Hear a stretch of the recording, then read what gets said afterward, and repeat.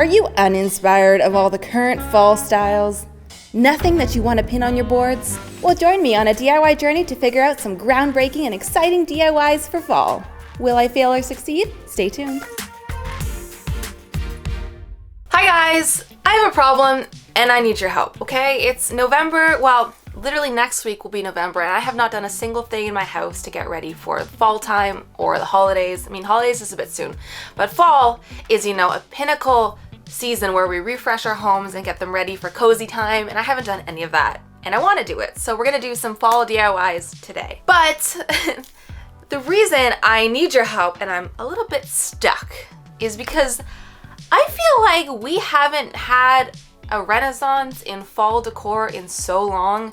When I think about fall, I think about cozy knits, plaids, chunky wools, white candles, like a lot of burnt oranges, some brass tones, woods, all of those things. And I love them, don't get me wrong, I love it. But I feel like we haven't done anything new in so long. I was on Pinterest earlier, and the top pins that I've been loving are the same pins for fall that I think have been on my board for like the past 5 years, and I'm feeling like I want to try something different. I'm not feeling as inspired. So today I'm going to try and take some of those pinnacle fall decor elements and give them a little bit of a refresh, try and look at them a little differently, see if I can do anything different in my home, because I think that would be fun.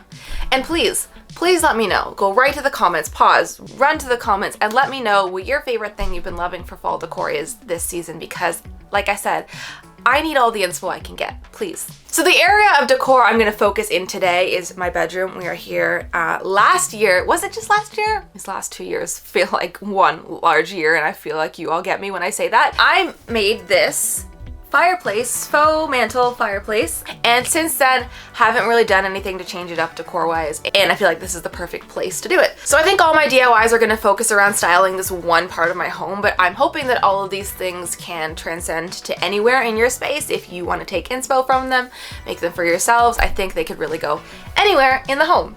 So let's start with the first one.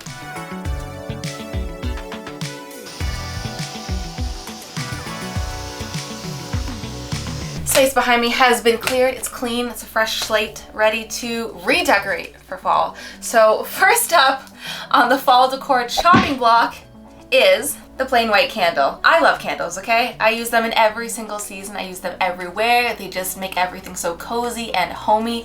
And the best part about these plain white candles is that you can find them anywhere, okay? They're so affordable, they're so easy to access, and they're great. They're great. Let me count the ways I love you. I've been doing the same thing for like the past 5 years. I just lug out my box of plain white candles and I set them up. So I'm wondering if there's a different way to do things this year. I want to try something new. So I've come up with this idea in my head, and I don't know if it's gonna work. We're gonna go to the office together and test it out. But I've come up with a DIY plan to dye the candles something a little more fun and exciting. Let's jazz up fall decor, okay? But before we do that, one quick thing I want to talk to you guys about. This is actually really exciting, so don't go anywhere. So recently, Kelsey and I had the opportunity to be on a design competition challenge against each other. This is like, seems right up our alley, and it was so fun to do. And the coolest part is that it was actually on the Wayfair YouTube channel. I'm sure you guys all know about Wayfair from their website, where you can find tons of amazing home products, but you might not know that they also have a YouTube channel. On there, they have lots of DIY and decorating content, as well as actual shows like Swapping Cards, which was the show that Kelsey and I got the opportunity to be on. The concept of the show was really fun. Basically, we had to go on Wayfair and build a cart to design the other person's dream space. And then in the end, we got to find out how close or how far we were from getting the other person's dream space correct. If you guys are a fan of us and love our content, then you are gonna love this episode so much, because while I think you guys know our styles really well, having us in a challenge setting to guess each other's styles was actually so much harder than I realized. It turns out maybe I don't know Kelsey's style as well as I thought. I think you guys are gonna have a lot of fun watching us try and figure out what the right answers are. It was tricky. Another fun aspect about this show is that at the beginning we were asked to design our own dream rooms so that we could see how close the other person got in the end. And that was so fun for me to just relax, shop the Wayfair site, build my own dream amazing space that maybe one day I can have. There hasn't been many times where I just get to sit down and freely be creative and design my ultimate dream space, not for a video or anything. So if you want to see how that space actually turned out, it's It's in that episode as well. So while our episode was part of the Swapping Carts series, that's not actually the only series that's over on the Wayfair YouTube channel. Wayfair is also launching other great content like their Finishing Touches series, which sees different people and households reimagine and revitalize their spaces with the help of Wayfair products. So go check out our episode of Swapping Carts. I'm so curious to see all your comments under there, and make sure you subscribe to Wayfair to stay up to date on all of their great content. I've included a link in the description. You won't regret it. Okay, we're here at the studio. Time to do some science experiments together on how we can make these candles a little more special for fall. I've come up with a plan. I don't know if it's gonna work, but I think it'll be fun to test out either way, so we're gonna do it together. So the first step is actually gonna be to melt down some plain white candle wax that we can use to add a colorant to. You could use more of these candles if you wanted to. I happen to have just a big bag of wax, like chips here for candle making, and since I already have this and it's chopped up nicely, I'm gonna use that. So what we're gonna do is create a little double boiler to put the wax chips in and melt them so that they are dyeable. Make sure when you're using a double boiler, you're using glass that is meant to be heated to that temperature, just to make sure that you are being safe. All right, while that boils behind me, I hope it's not too loud, here's my genius idea for adding color to these candles. I thought we could try out using good old-fashioned wax crayons because when melted down, I think there'll be a similar consistency to wax in the candles, and you can get them in all sorts of fun colors. So I have some nice fall colors here, like a exciting blue because we're trying something different for our standard fall color scheme today. So what I'm gonna do is take the paper off these crayons and chop them up into fine little pieces that I can melt into my basic white wax and hopefully tint it a little bit of a color. In the end, there's not gonna be very much crayon on the actual candle at all. It'll be a light coating, so I don't think this should affect the way the candle burns at all. So now that my wax has been totally melted and my crayons have all been cut down, this is where we get to play scientist and start mixing some colors. This is really fun because you can literally do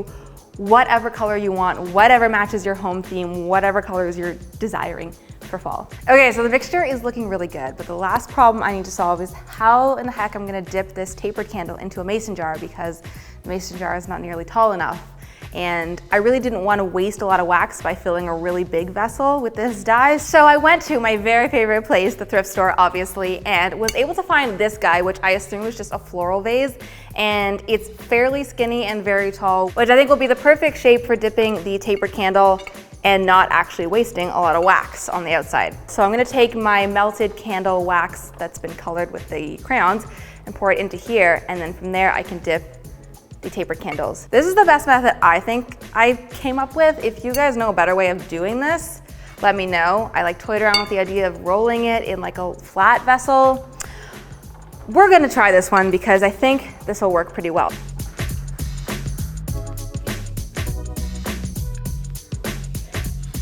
Okay, the candles are done, they're drying, they're looking so good, but before I take that back to my place and style everything, there's one more DIY project I want to do, and it's kind of a big one, so I'm gonna do it here instead of my house. When thinking about fall, obviously like one of the pillars, one of the quintessential things is cozy blankets, okay? Good throws, good comfy quilts, but really nice ones can be really expensive, upwards of like $200, $300. So I'm gonna try and DIY one today for us. Another trend in like the quilt world, if we have trends in blankets, guys, is the channeled quilt. It's a blanket that kind of has this ribbed effect on it. I'm kind of seeing it everywhere right now when you look at really nice styled bedding.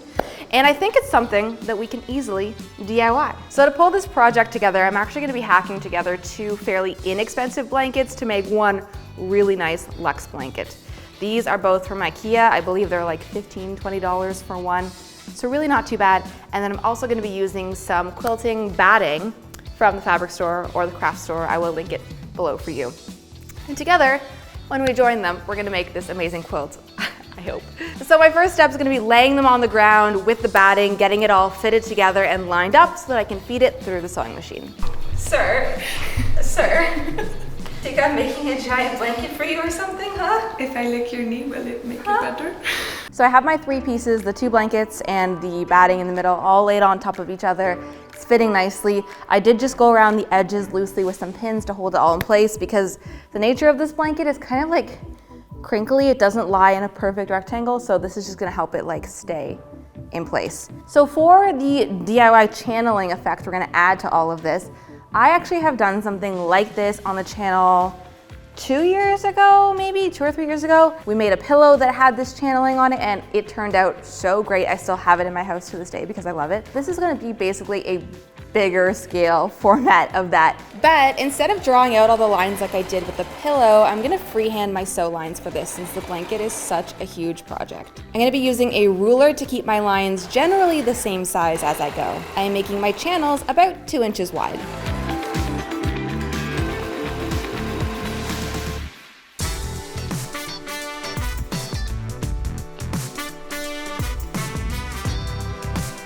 All right, I'm back. It's day 2 of Operation Rethink Fall Decor, and a little update on where we left off last night. So I was working on that blanket, which eventually I got through all of the channels, and it's looking so nice. This chair is noisy. So here's where we are. We have all our 3 layers, the 2 blankets and the batting in the middle, all sewn into really nice long channels, and I just it's not even done yet, and it feels so luxe and plush and comfortable and just so expensive looking. I love it. So this is where we are, and the last thing I really need to do is just clean up the edges now because we can't leave them like this. So I think what I'm gonna do is take my fabric scissors and just cut away some of the batting from the outside edge, because to fold and wrap all of the outer edges into nice seams with the batting I think is gonna be too thick. So I'm gonna trim out some of that extra batting so then I can roll them together nicely, pin it, and then sew a really nice seam around the whole blanket and call it a day. Yeah, it's gonna be so good. It's gonna be so, oh, can I just take a minute here? This is so nice. This is so lovely. All right, we got work to do. Okay guys, it's finished. This is the completed quilt, and I'm so happy with how this turned out. Can you see? All the lines look so good. The top stitch makes it look so professional. I think I'm gonna style it up here on my bed because I wanna see it with the rest of the fall decor elements we're doing, which brings me to the last item. We're so close to styling everything that we've done so far and pulling this whole space together for fall. We've made it through the candle. We've made it through the throw blanket. The last thing on the list of fall decor that I'm just dying to try something new with is the fall garland, okay? I know we've all seen it, this sad single strand of faux maple leaves in a burnt orange color, just pinned to the wall. We call it a day. I'm dying to try something new. And I think there is a way to do a faux garland, but still make it look rich and full and alive. So we're gonna try that out today on my fireplace behind me, and hopefully I can share with you some of my favorite tips and tricks for pulling a garland mantle decor piece together. Tip number 1 is to play around with direction and height of your florals. So these long red ones here, I imagine them trailing down off the side of the fireplace going in a downwards direction. These pumpkin leaves will go completely horizontal, mimicking the way the vines might actually grow in the wild. And then this bunch can sit directly vertical in a vase. Tip number 2 is to throw some life into your faux where you can. So for example, these pumpkin leaves here are obviously quite fake looking, whereas this dried eucalyptus lies somewhere in the middle where it can last a long time because it's dried, but it is a real plant. And lastly, this little gourd here is very real, but because it's a gourd, it should last about a month and actually hold up really well in our arrangement. And tip number 3 is to have fun with colors, especially an unexpected color. So for example, these burnt red tones are very expected for fall, but you might not expect this nice navy or this really bright yellow. Now, as for where I sourced all of this, honestly, it's all over the place. So I always head to the thrift store first just to see if there's any secondhand items I can use first. Usually they have a good fake flower section that you can pull some things from. If you're selective, you know, maybe the whole arrangement as a whole is no good, but if we pick off the offensive magenta flowers, maybe some of the faux greenery is really actually great. A lot of this stuff also I just repurposed from my own house. Like for example, these friends I've had forever and I use them in my more quote-unquote summer decor, and they just transition nicely into any season depending on what you pair them with. So wonderful, as well as this eucalyptus also has been in my life for such a long time, and because it's dried, it lasts, which is wonderful. Some of it is from the craft store, floral section there, and then like the gourds you can just pick up at your local grocery store this time of year. They should definitely have those. So let's see if we can put this all together. I don't have a plan in mind yet. I'm gonna play around, but I think the combination of everything is gonna look really good together. So one thing I know I already have to use for sure is this really nice jug that I got actually at the thrift store a couple times ago. I think it was in a vlog where our whole team went. Found this. This is great.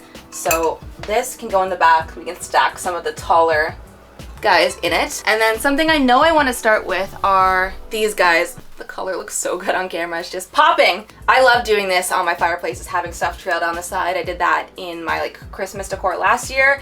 Have like some pine just coming down the side. I think it just looks so beautiful. So we're gonna have these come down over the side. So these faux like pumpkin gourd vines, I really imagine having them kind of crawl out the way that they would on the ground. The best part of these is that they have wire in them. You can kind of bend them. Look how fun this is. Look at the little curly boy. So cute. I want this to trail out even more than it already does. I'm gonna snip one of the branches off and just place it further down.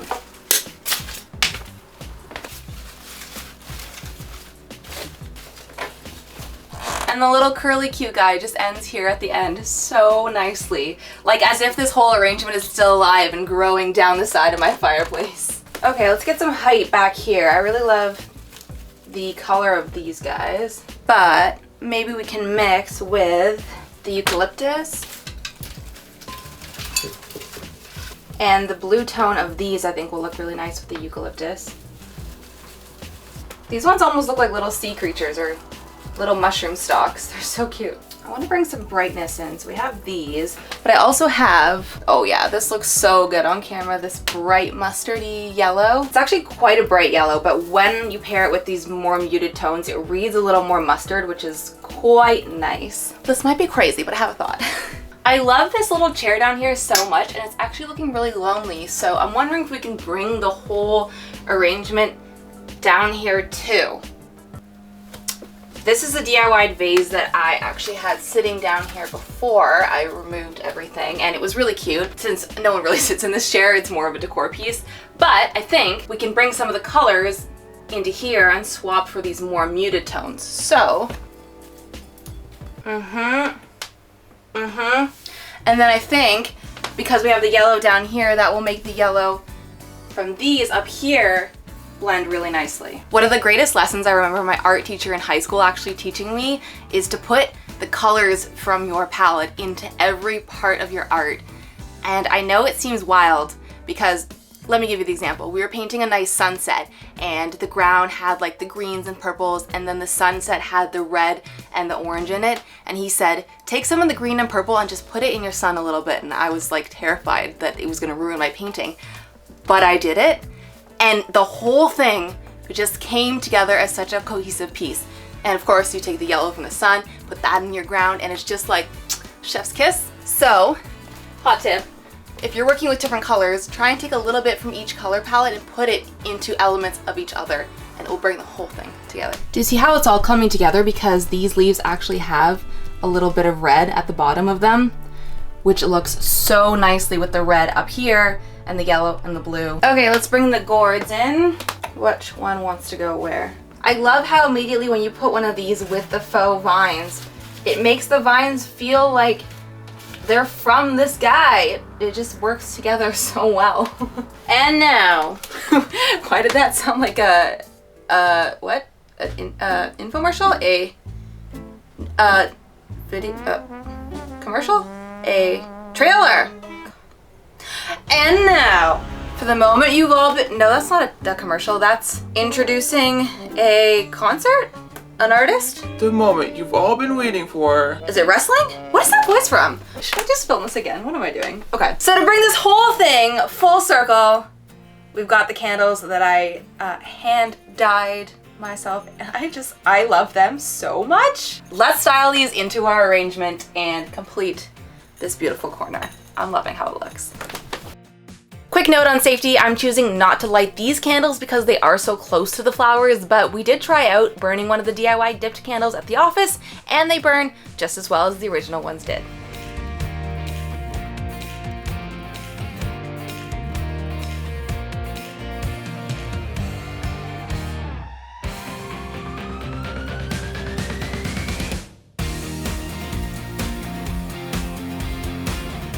To say that I'm happy with how this whole spread turned out is honestly an understatement. I love how this whole thing turned out, and I think it was really cool to challenge myself to try something a little different, maybe something a little out of my comfort zone.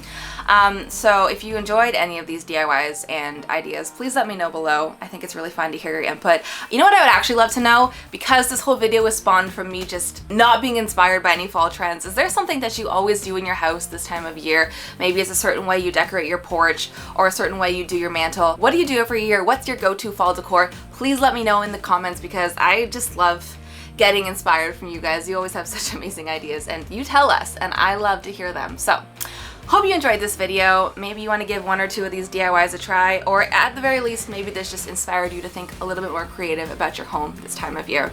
So I had fun hanging out with you guys and DIYing and decorating. I hope you enjoyed it as well. If you've seen a couple of these videos, maybe you're starting to recognize this face and you aren't subscribed yet, please do, because truthfully, it means a lot. Subscriptions still do matter and we love to have you around. So I can't wait to see you guys next time.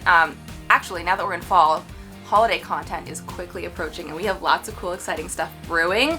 So I don't want you to miss out on it. Also, just get excited because there's some cool stuff in the works. So I will see you next time. And thanks for hanging out with me, guys.